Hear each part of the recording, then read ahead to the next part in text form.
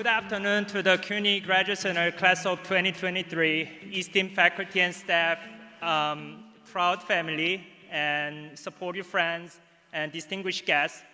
I'm truly honored to stand here before you today and speak on behalf of graduating students.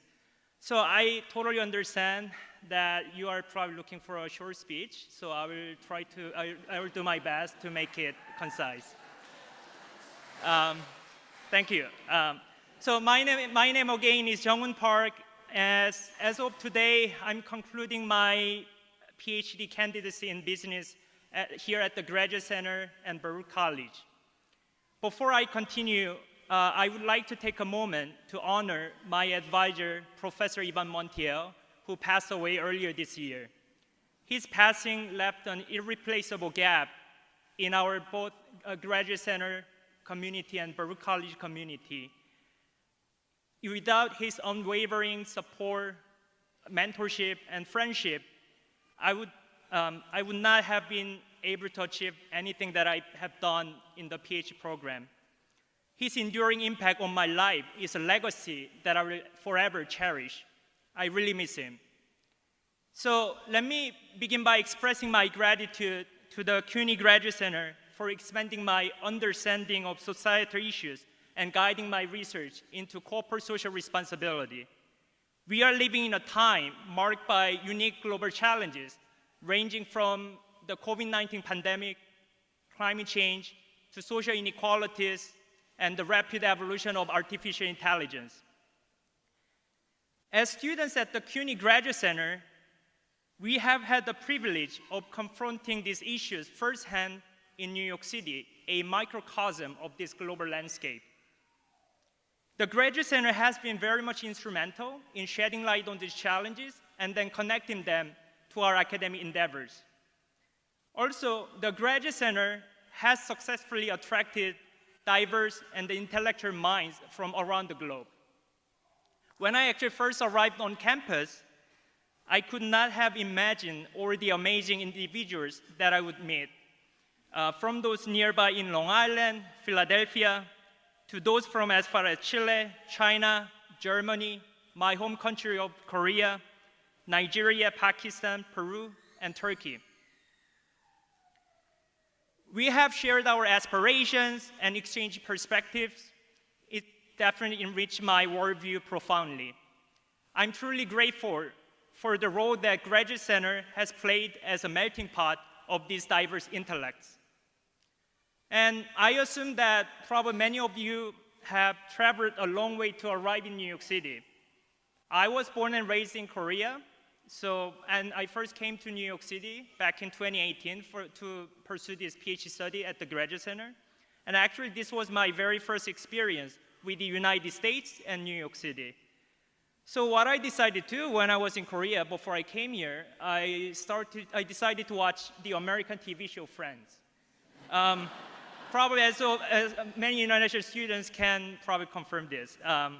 So I watched it to practice my English and learn about New York City. So my expectations about New York City were basically shaped by the lifestyles of those 6 characters in the show. Ross, Rachel, Joey, Chandler, Monica, and Phoebe. So I guess looking back, I was pretty naive, and then there was a bit of miscalculation. I thought I would live in a nice neighborhood in Manhattan with a spacious 2-bedroom apartment and go on frequent dates and hang out with friends at bars and coffee shops. I mean, I did sometimes, but not a lot. And have lots of parties with pizza and beer and regularly go to the Knicks game at Madison Square Garden. But at least during the first couple of years, my most consistent companion was the 6th train, the green one, that connects my residency in East Harlem and the Graduate Center. And my another unwelcome companions were the rats residing in those subway stations. So it was only recently that I finally made it to my first Knicks game about a couple of weeks ago. Actually, not weeks ago, like a few weeks ago, and visited MoMA for the first time a couple of weeks ago. Hopefully, your experience in New York City was slightly different from mine. So actually, I have recently started to rewatch Friends, and now I see it through a slightly different lens. So for some reason, I began to notice that the 6 characters constantly face the challenges and then their own troubles while they were trying to figure out who they really are. So actually, it reminded me of a question that has been on my mind since my battle with cancer in 2016. How can I stay true to myself? Back in December 2015, while completing my master's thesis in Korea, I was diagnosed with lymphoma. The reminder of my mortality motivated me to prioritize being genuine in my life choices. So following my recovery, to be honest, I really didn't know what to do with my life. And then, you know what, I'm just making a heuristic decision here based on my master's degree. So I decided to continue pursuing a PhD degree in business in the US. So this decision was not about seeking fame or lofty academic milestones, but about exploring the world beyond Korea and considering the career opportunities a doctorate degree from a US institution could offer, along with the financial independence from my parents that a fully funded the PhD program in the US could offer. So my journey to stay true to myself continued during my academic job search last year. Fortunately, I received faculty position offers from a handful of institutions. Many people advised me to accept the job offer from a research-focused institution. However, I chose a school that values both research and teaching, aligning with my own vision of my ideal academic environment. I knew a high-pressure research environment, while rewarding, would not bring me as much happiness. Instead, I envisioned myself as an educator in addition to a researcher who would not only push the boundaries of our knowledge, but also nurture the next generations and engage with business practitioners. Even when the stakes do not seem high, staying true to oneself requires actually much courage and can feel overwhelming. We oftentimes wear masks and pretend to be someone we are not. However, at some point we must confront the truth sooner or later, acknowledging our strength, accepting our weaknesses, and aligning our actions with our values. I think is the very first step toward crafting our unique path. This commitment to authenticity will serve as a compass, guiding our decisions and shaping our behavior.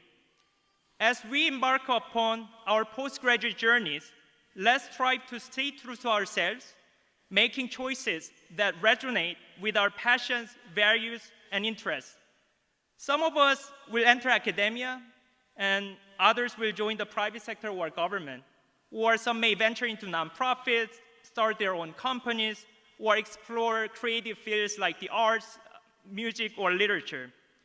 And yet, no matter what direction we choose, let's use the knowledge we have gained here at the CUNY Graduate Center, not just to establish our successful careers and make meaningful contributions to societal challenges, but also to lead our lives being true to ourselves.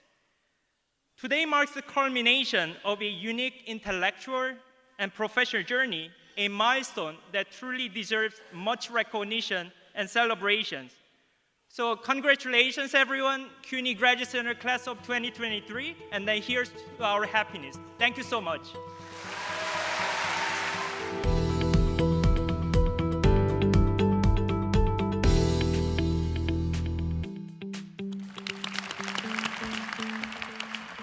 I am honored and humbled to be standing in front of you, graduating class. Congratulations for this important milestone. 31 years ago, I was also standing in front of hostels, students, faculty, staff, and parents during the 1992 Hostels Community College commencement ceremony. I was a salutatorian of the graduating class then. However, hostels did not have this beautiful and comfortable theater or the facilities that make me so happy and proud to see today. Graduations took place at other CUNY campuses that had the appropriate spaces. In fact, many of our classes, the classes that I attended, were taught in trailers, where the heating and cooling systems were practically non-existent. My story might be familiar for some of you. I came to New York City in 1989. One of the main reasons my parents wanted to leave Santiago, República Dominicana, to provide us with a better education for my sister and myself, since both of them did not have the opportunity. With that in mind, upon my arrival, I immediately began searching for options to attend a college. I had a two-fold interest: finding an institution that will strengthen my language skills and at the same time help me adapt to a completely new environment. I was not just looking for a challenging education, I also wanted a human support system. In the spring of 1990, I enrolled at Hostos Community College. I not only graduated as a salutatorian of the class of 1992, but also was able to produce the quality of work required in a four-year college setting. And this is a special message for you, graduating class. May this initial college experience help you succeed in the BA degree program as you move on to pursue graduate degrees, and in any professional career or business you may be already engaged in. Hostos not only gave me the intellectual and academic experience, but also administrative expertise with the work-study student program, and at the same time provided me the opportunity to experience a leadership position when I became part of the board of the yoga club. This helped me acquire leadership skills that I still apply today in my current professional position and as director of the USA Divan Yoga Cultural Center in Queens, New York. As I did 31 years ago, you might be asking yourselves the following questions. What do I do with this degree? What's next? And if you are not asking yourself these questions, others might be asking them for you. It's like when you get married or begin sharing your life with someone, people begin asking you, when are you going to have children? And when you have a first child, when is the next one coming? At the college level, it is the same concept, the same provocative questions. My advice to you today is that you see this important moment in your lives as a huge accomplishment, obtaining a college degree. Perhaps you are the first one in your families to obtain one, and I urge you to become the example you would like to see and find in others. After graduating from Hostos, my experience as a transfer student at the City College of New York was intense and rewarding. As I told you before, Hostos did not have so many buildings, and we all kind of knew each other. Transferring to a four-year college with a larger campus to explore and many offices to visit without the nurturing environment that I had at Hostos proved to be extremely challenging. But I was also extremely lucky. The year that I was going to graduate from City College, in 1994, I began working at the CUNY Dominican Studies Institute as a college work-study student, under the mentorship and guidance throughout the years of Dr. Silvio Torres Gian, who was the founding director of the institute. He also was a professor at Hostos Community College. Dean Ana Garcia Reyes, then Director of Student Services at City College, Dr. Ramon Hernandez, my current director, the CUNY DSI director, President Daisy Cocolo de Filipis, and Anthony Stevens Acevedo. I was able to take initiative on my own and create the infrastructure of the Dominican Library. In addition, I pursued and completed my 2 graduate degrees, one in library sciences and another one in administration. One at Queens College, the other one at Baruch College. So I am a CUNY product. Now I am a full professor at the City College of New York, thanks to all these degrees. Thank you.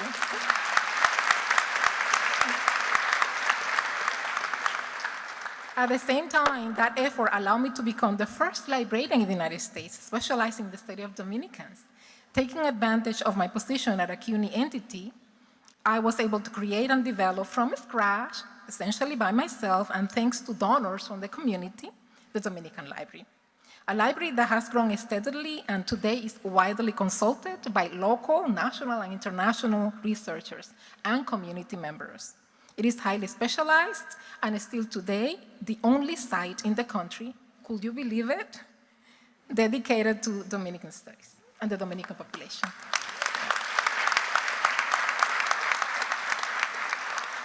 Since many of you might be undecided on what career to pursue next, I wanted to share that my associate in liberal arts degree at Hostos provided the basis to pursue a broader international studies degree with a concentration in Latin American studies at City College, and then to pursue the graduate degrees in library sciences and higher education administration.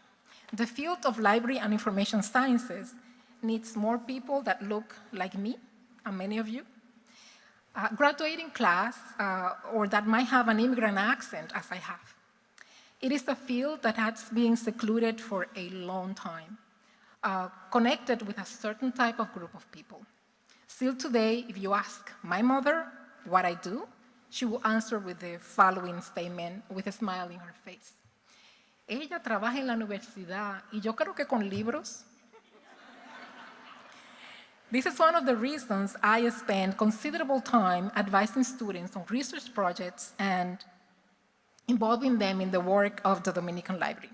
I see it as part of my mission to enhance the pool of researchers interested in Dominican issues and in the library and information fields. I need to pay it forward. The mentorship I have received have been instrumental in developing my career. The mentorship has been influential in motivating others to pursue library sciences master's degrees. As a result, Professor Nelson Santana, now associate professor at Bronx Community College, librarian Jensen Ortiz, and archivist Jesse Perez have obtained their library archives degrees. With the degree that you are obtaining today, you can become whatever you want to become. With my Hostos degree and my other CUNY degrees, I was able to become a pioneer and an emerging leader within the fields of Dominican bibliographies and resources. I will not have been here today addressing you if it had not been for Hostos Community College. I am just one of the many examples of successful students who started their post-secondary education here. I owe much of my profession and my relative well-being to Hostos and to CUNY, and I know that the same will apply to many of you, both immigrant and native-born. I am deeply grateful to Hostos Community College, the CUNY Dominican Studies Institute, the City College of New York, CUNY, in general, for the priceless opportunity to advance in my career. But as you see, it is not only having the opportunity, but it is seizing it through effort and dedication. To conclude, let me share a quote from the current Chancellor of CUNY, Dr. Felix Matos Rodriguez, who used to be the president of Hostos. And I quote, "Education remains the best way to improve social and economic mobility, as well as build better understanding between communities." End of quote. Les deseo todo lo mejor en sus carreras y en sus vidas, y que sean excelentes representantes de lo que han aprendido aquí en Hostos. Que Dios me los bendiga.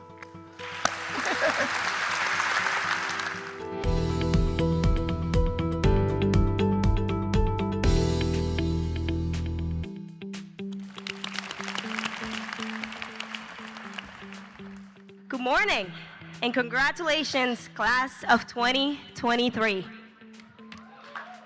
I believe we can all agree when I say that this last undergraduate year was very difficult.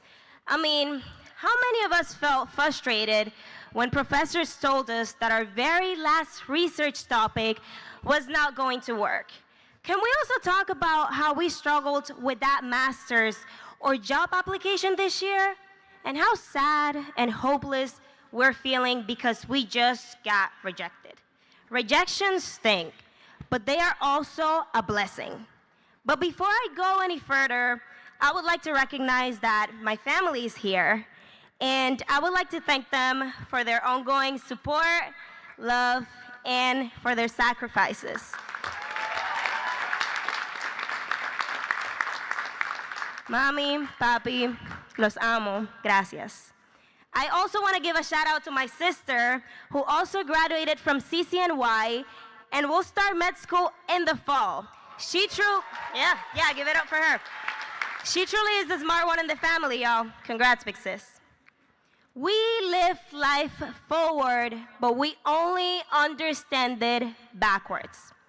And as I was reflecting on my life and my time at CCNY, I realized that rejections are a blessing.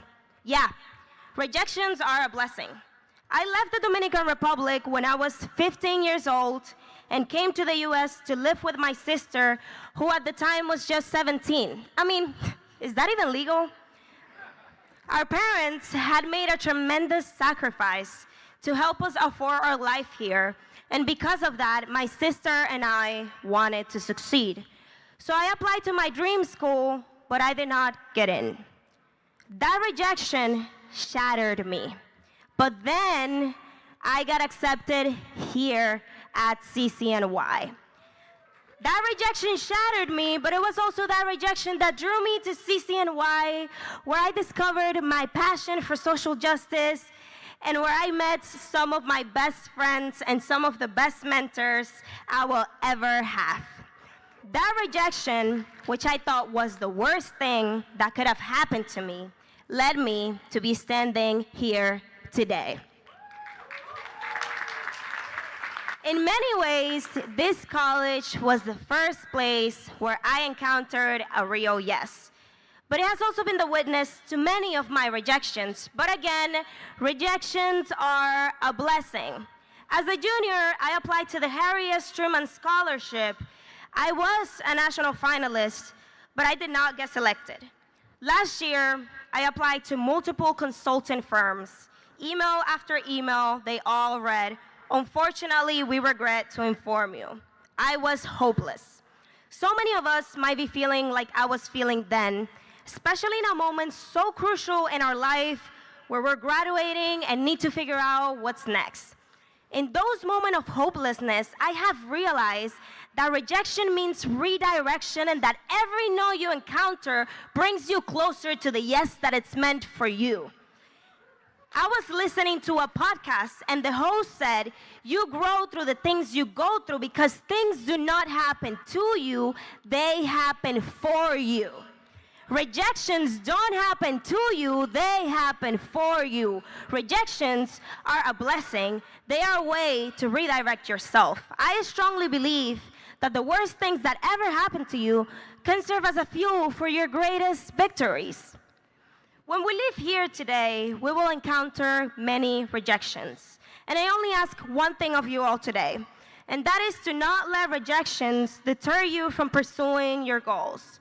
Keep setting the bar high, keep redirecting yourself, keep applying to those master's programs, keep applying to jobs. What if after your last no comes the yes destined for you? Thank you so much. Congratulations, class of 2023.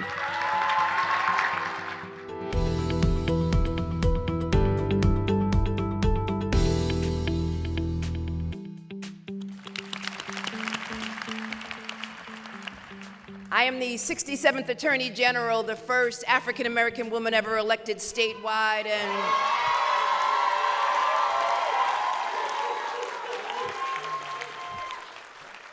but I stand before you because I want all of you to know that nothing really special about me or any of the elected officials who came before you. There's nothing special about any of us. The reality is that we're here because of grit and determination. As the Attorney General of the state of New York, I thank you for all of your kind words and for having me here today. As the Attorney General, all of you are fearless because you have what I have in me. Yes, I am prosecuting individuals who are responsible for the opioid crisis. Yes, I'm going after the gun distributors who cause carnage and destruction in the Bronx and beyond. Yes, I'm going after all of those individuals who unfortunately operate nursing homes that hurt senior citizens. Yes. Yes, I'm also going after the former president.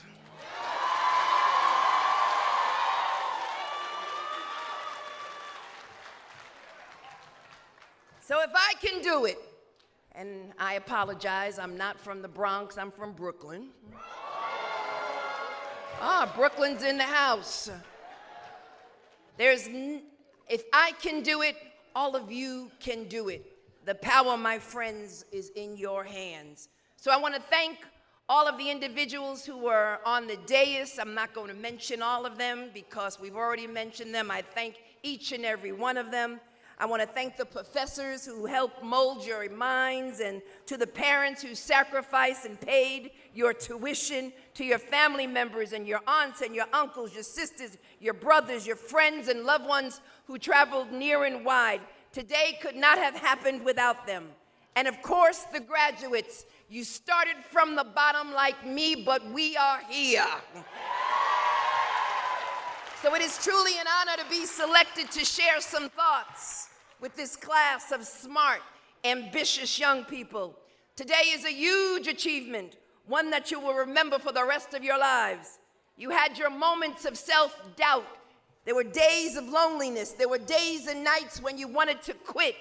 Days when you thought that you couldn't do all of the work or couldn't balance the time with your other commitments. You didn't have the money. There were childcare issues. There were work issues, family issues, relationship issues. You lost some people in your family. But despite all the odds, here you are. Despite all the odds against you. And let me just say, there's a lot of individuals here, and there were people who didn't believe in your dream. In fact, there might be some people here who are applauding you today who didn't believe in your dreams. Don't look at them, look at me. They're here now, but they weren't here then. But that's okay. We're not going to look at them. We're going to look forward, because that was yesterday, and today is the only day that matters. You dreamt about today. You sacrificed for today. You worked your tail off today. You stayed at the library late, and you even prayed for today, and it's finally here. So congratulations. As the 63rd graduating class of BCC, you have the distinction of graduating from one of the most diverse educational institutions in the state of New York. More than 200 different languages are spoken on this campus and are represented at today's ceremony by 200 flags that surround us. Here in New York, we embrace and celebrate diversity. There are no haters here. We recognize it as our strength, as our superpower, a key to a more stable and prosperous future for you as graduates and for us as a nation. Because soon, graduates, you will hold in your hand a symbol of power, a power that will transform your lives and the lives of so many others, power that can transform the world, that can change your story, that can elevate your existence and launch you into the next chapter. And we, as a city and state and nation, need your power now more than ever before. We need your power to turn this country around and make it the kind of country and nation that you deserve. We need your energy, your passion, your skills, your sense of purpose if we are ever to get back on the right track. We need bold leaders with iron constitutions, impeccable training, and the drive to continue moving us forward. Because the issues, my friends, are complex and long. Issues such as the right to vote, a woman's right to choose, housing issues, hate issues, issues involving immigrants and migrants coming to our country that we need to protect and support and stand with. Issues here in the Bronx and all throughout this city. Poverty, gun violence, and all the issues that we care about. All of us, you have the power to stand with us to make a difference in the lives of those here in this borough, in this city, and in this nation. We will need your energy. We will need your passion and your sense of purpose to confront the challenges we are facing in the boardrooms, the halls of government, the corporate Corporations are not for profit. And whether you transition to a 4-year degree or out into the workforce, I have no doubt that your BCC education has prepared you to face the many challenges. You have already demonstrated your fearlessness. You know what success means to you. So while these are daunting times, they remain times full of possibilities. And please know that adversity has been the hallmark of many great leaders. Adversity is your strength, your power. Adversity obviously will propel you forward. Every defeat, every disappointment, every heartbreak, every loss, every setback is a setup for a comeback. And with your degrees, you can all make a difference in improving the city, country, and world. So my charge to you is simply continue to grow, continue to succeed, continue to learn because it's an ongoing learning experience. And most of all, continue to be the powerful people you have shown yourselves to be. You see, they underestimate you, but you continue to overperform over and over and over again. So when you walk into a room, you own it because you are graduates of BCC.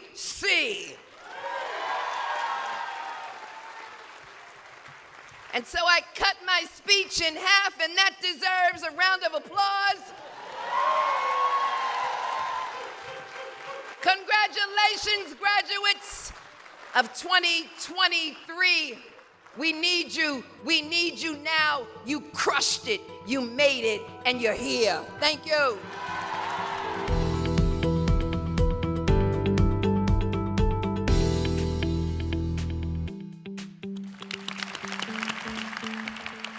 My name is Gian Castro, and if the accent hasn't made it obvious yet, I wasn't born in the US. I came from Peru at the age of 17, and the only English words that I knew were yes, Facebook, and a few bad words that I'm not allowed to say in here.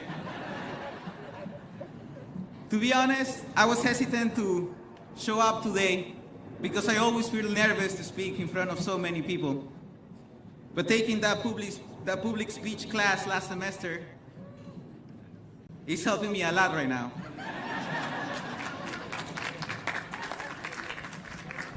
I want to start by congratulating and giving a round of applause to all my fellow graduates of 2023. Please.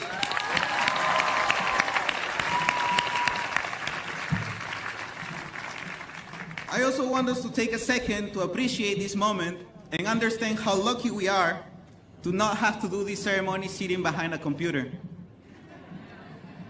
Even though I know there must be some people back there who will be rather sitting behind one instead of sitting here while trying to figure it out what I'm saying.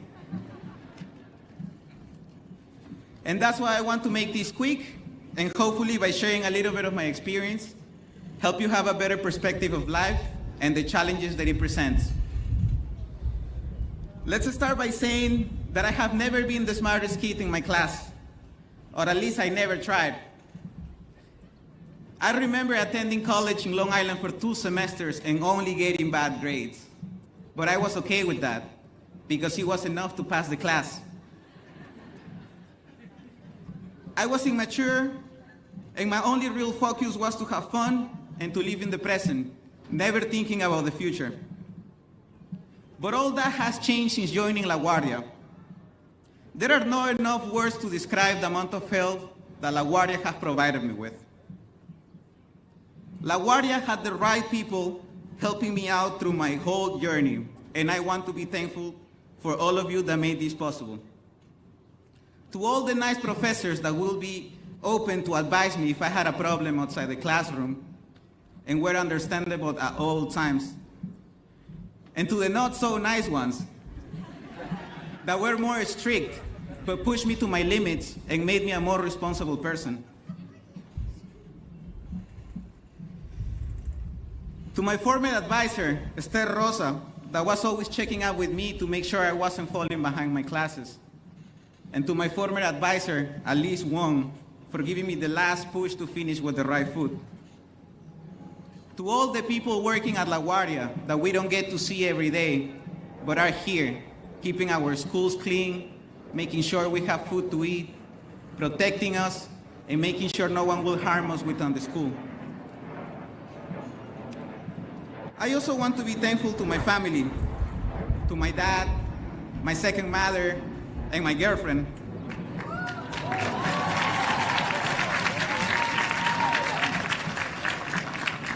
For supporting me throughout this whole journey, for motivating me to become the class speaker, and being there to cheer me up every time I wanted to give up. I love you guys. Thank you for being here today. And also to a special person watching me somewhere in Peru through the live stream, my mother, the only person that has been by my side since day one, despite all the mistakes that I made, always trusting in me and never stop believing that I was going to do great things. Te amo, mamá.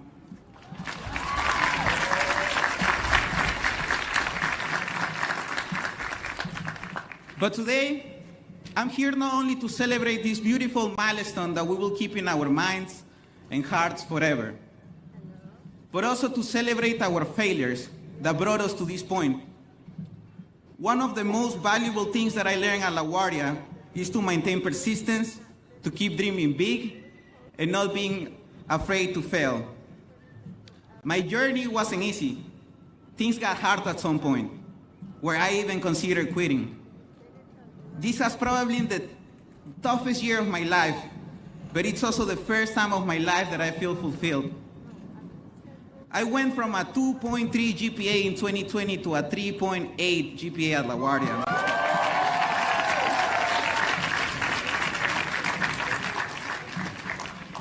I went from not caring about getting good grades to feel excited to see my name on the dean list every semester. I went from someone who did not have any goals to the person speaking at my graduation. And this is only the beginning. When I started my journey at LaGuardia, I only wanted to finish my associates to become a police officer.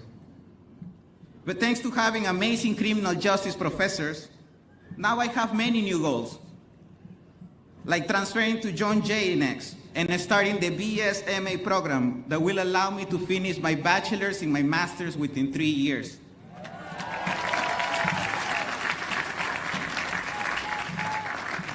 Shout out to all the criminal justice majors. I want to finish this by saying that everything is possible. And I'm sure you all have heard this before.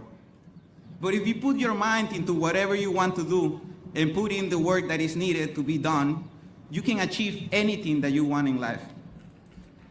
Whether it's getting a better job, finishing a research paper, finishing school, or even wanting to get fit. Problems and challenges are part of life, and how good you can deal with that is what defines you as a person. Don't let anybody and anything keep your focus away from your goals. And listen, I'm aware it's easier to say it than to have it done.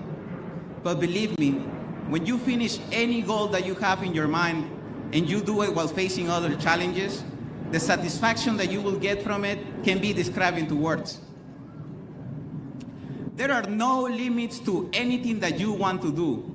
You are your own limits. I hope all of you can feel this level of happiness at least one time in your life. I hope all of you can feel how happy I am right now. But guess what? You will never feel this level of happiness if you don't go for something in your own life. When life knocks you down, when people talk about you, when they try to put their foot on your neck, if you stay down, you will never, ever get that resolve. Fortify your mind and feel this level of happiness as you rise. Thank you, everybody. I'll see you at the top.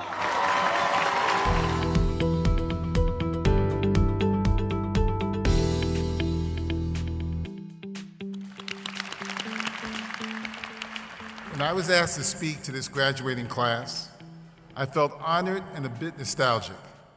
It was around this time, 50 years ago, 1973, that I had my own graduation from Baruch College. And probably like you, I remember being filled with both excitement and anxiety. I had no idea what laid ahead for me. Did I choose the right major? Would my choices help me find the right job or career? I didn't know for sure. What I did know was that I was glad to have made the choice to come to Baruch. I believed in the lessons I learned here, the hard work I put in, the preparation and support I received. I was anxious about what lied ahead, but I kept in mind the community I found at Baruch and how it helped me to believe in my ability, a big part in preparing me for a future. I came to Baruch as a transfer student from Manhattan Community College in 1970. In those days, back then, I thought success was to be a major business person who would wear a three-piece suit and live below 96th Street on the East Side. I grew up in East Harlem, El Barrio, Spanish Harlem. So my dreams were fueled by what I saw every day riding the number 6 train from 103rd Street. Once my train hit south of 96th Street, I glided through a world very different from my own, a world I dreamt of being a part of, a world too often used to measure American success and failure. It was a short ride, but a world away from Harlem, a Harlem of community of hardworking people who struggled every day to be a part of the American dream. As the years passed by, I came to believe that the so-called American dream needed redefining. As long fought for opportunities became available to more people, the American dream became more illusory, attainable for some, unattainable for others. This left a multitude of diverse people who worked hard to provide for themselves and their families frustrated. They lost the belief that this land of opportunity and success was difficult to attain, not because it was the problem, because they themselves were the problem. I am blessed, I want to say that again, I am blessed to be able to stand here before you today and tell you that it takes more than hard work and the finest education. You need to believe in yourself. So here I was on the path to becoming a business person, taking marketing and statistics classes. But quite honestly, by my junior year, I was not happy. I wasn't sure I was on the right path, and by the spring semester of my junior year, I knew I had to do something to help myself feel better. So one day I went to see my advisement counselor. I told her of my anxiety and asked what I could do after school that would help. Was there any internships I could apply for? She calmly asked me what was I interested in other than marketing and business. I told her I enjoyed reading books, Langston Hughes, Hemingway, Zora Neale Hurston, Faulkner. I also loved old classic Hollywood movies. And as I started to keep rattling on, she stopped me and pulled an article from her bulletin board about a film and television workshop at the public television station WNET in New York. The workshop had been started in 1968 after Dr. King's assassination to train blacks and Latinos in video production. When she told me about the program, quite honestly, I was lukewarm about it. And my response was, I love watching movies and television, but I don't really care about how they make them. Lucky for me, she told me she did not take my lukewarm response seriously. Instead, she persuaded me to go for an interview with the director of the workshop. I had that interview, and I was accepted into the workshop. But to be on the safe side, I didn't decide to leave Baruch. I thought it was wise to continue my marketing studies during the day and attend the workshop in the evenings. A year after that workshop, I got my first job in the summer of 1972 as an apprentice editor on the feature film titled God Jan Hess. At that point, I was working in the day and I switched to taking my classes at Baruch at night. But I had a new dilemma. I was a senior. I was preparing to graduate in the spring of 73 as a marketing student. But I had to decide, was I going to pursue a career as an editor in the film business, or was I going to continue on the road to marketing? I wasn't sure as a black man did I even have a future in the film business. At the same time, there were very few editors or producers or directors that looked like me in this business. To me, the logical solution was to graduate to get my degree in marketing and to do what my parents always told me, get a job. I spoke to my parents about it, and they basically said, you have to make the decision, Sam, but make sure you get a job.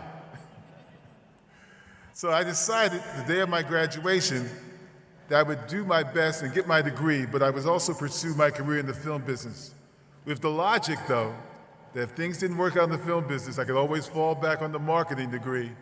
You know, many things parents always say to you, have something to fall back on. I graduated from Baruch, and that evening, my whole life changed for a second time. I ended up in the editing room, and my long journey as an editor, as a producer, as a director began. You know, and I was pretty lucky. But I want to sum up some things I'd like to leave with you as food for thought for all of you graduates today. Life is not an easy path to travel. You must believe in yourself. You must believe that you can and will be successful, but you must do the work. Set realistic goals. Make a plan. Be open to change. Surround yourself with people who are doing what you wish to do. Listen to those who have made the journey before you. Don't be afraid to ask for help. It's okay to make mistakes, but you must learn from your mistakes, or believe me, you will repeat them. Attaining your goals is a validation of your belief in yourself. Congratulations to the class of 2023.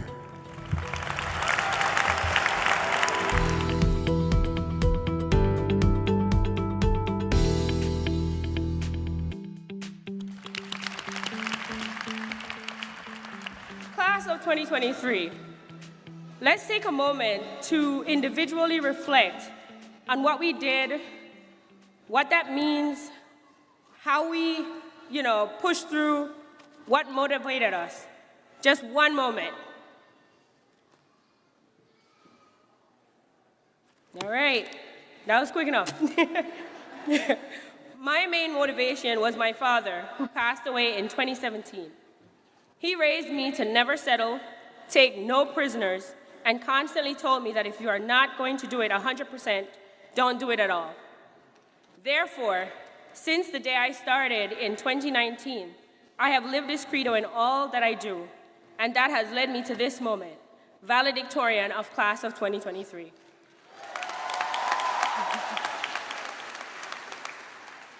For me, looking back, it feels like just yesterday when we first stepped foot onto Medgar Evers College at 1650 Bedford Avenue. We were filled with dreams and aspirations, eager to seize every opportunity that college life had to offer. I remember clearly discussing with Andy Rennie of Academic Advisement the pros and cons of attending Medgar Evers College, along with the benefits of joining a program like ASAP. Why wouldn't you go where your people are? Was one of the statements he made to me, and that was one of my deciding factors, along with the designation of a PBI, a predominantly Black institution, only one of 2 in New York. I wanted to be around Black excellence. I vividly remember meeting Jackie Russo, former director of ASAP, and Nadej Wait, she's in the back right there, that's my advisor. Go Nadej! On that same day, and our tearful conversation as I detailed the losses I took in my past. I also recall meeting Miss Amani. Miss Amani, where are you? I also remember meeting Miss Amani a week later for the first time.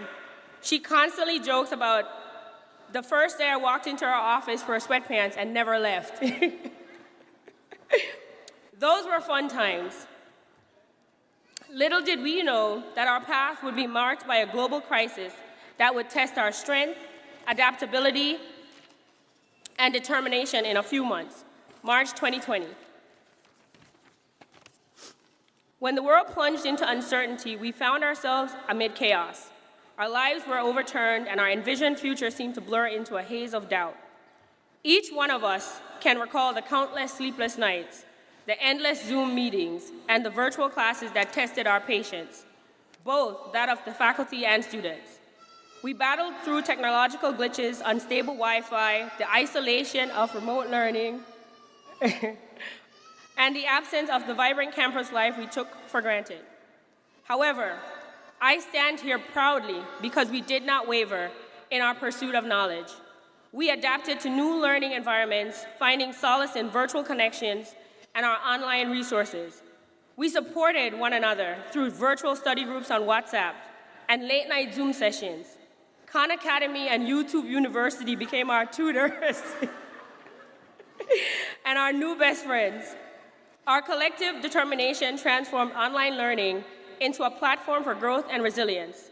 We showed up day after day in front of our screens, knowing that behind each pixelated face was a friend, a professor, or that annoying classmate that could never figure out the mute button. We found solace in the words of our professors, who reminded us that our dreams are not bound by the physical walls of a classroom, but rather by the limits we impose upon ourselves. Shout out, and this is for me, to professors like Miriam McDonald, Dr. Veronica Udigliani, Dr. Egby, my favorite, where are you? You were just right there. And Professor Eileen Evelyn, among countless others who gave their personal time to ensure the success of their students. In the face of much adversity, we refused to be defeated. Give ourselves a round of applause. We overcame the challenges that threatened to derail our progress, and here we are. Today we stand here not just as students who completed our undergraduate journey or associates, but as warriors who faced a challenge unlike any other in recent memory. As a class that persevered and displayed immense resilience throughout the pandemic, we are bound by a bond that only few classes can claim. This moment marks the culmination of years of hard work, dedication, and countless memorable experiences.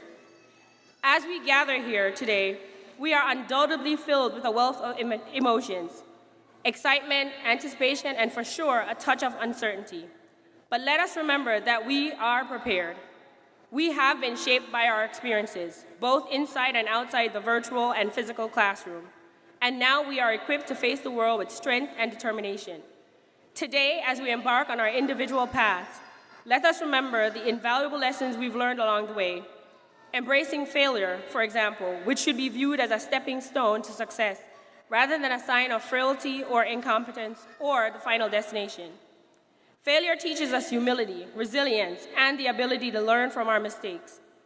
It is through failure that we discover our true strengths and our capacity to overcome adversity.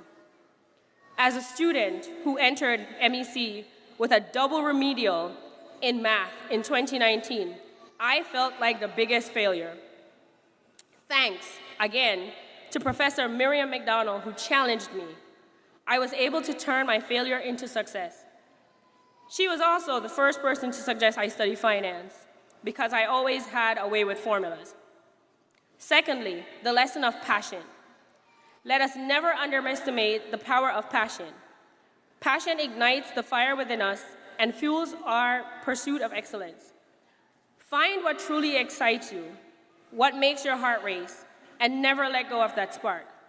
Passion breeds determination, and determination breeds success. After many prompts to join SGA from different individuals, I eventually fell into it because of my forever presidents, Brittany and Brooke Lugo, who suggested, why not join? I was hooked after reaching out to them to assist with multiple student issues. I quickly realized that advocating for student rights was my passion. It gave me such a thrill to seek out Provost Coleman, Dr. Whitehead, SVP Clarke, and SVP Kane to make them aware of situations and solve issues. I think it's time I also admit, especially to Dr. Whitehead, where are you? Every time I said, sorry for bothering you about so-and-so, I was not sorry. I considered it my personal duty. And as I stated before, do it 100% or don't do it at all. Follow your passion, strive to leave your mark, no matter how small, and be a force for good in the lives of others. Finally, always remember the invaluable support network that surrounds you. Whoa. Cherish your family, who became our support pillars during these trying times, and they deserve our deepest gratitude. Friends, mentors, and professors who have stood by our sides, encouraging and inspiring us. They witnessed our frustrations, wiped away our tears, and cheered us on when we felt like giving up. May we continue to express gratitude for our supporters' unwavering belief in our abilities and pay it forward by supporting others who may need a helping hand. Part of the journey is the end, and as we conclude this chapter of our lives, let us continue to do so with gratitude, humility, and a burning determination to make our mark in the world. We are the architects of our destinies, and with the knowledge and experience we have gained, we have the power to shape a future filled with hope, progress, and compassion. Congratulations, my fellow graduates, on this incredible achievement. Today we stand at the precipice of greatness. Our lessons throughout the journey go far beyond textbooks and lessons. We are the embodiment of resilience, the architects of change, the guardians of hope. We have become a force that cannot be shaken, a testament to the indomitable human spirit.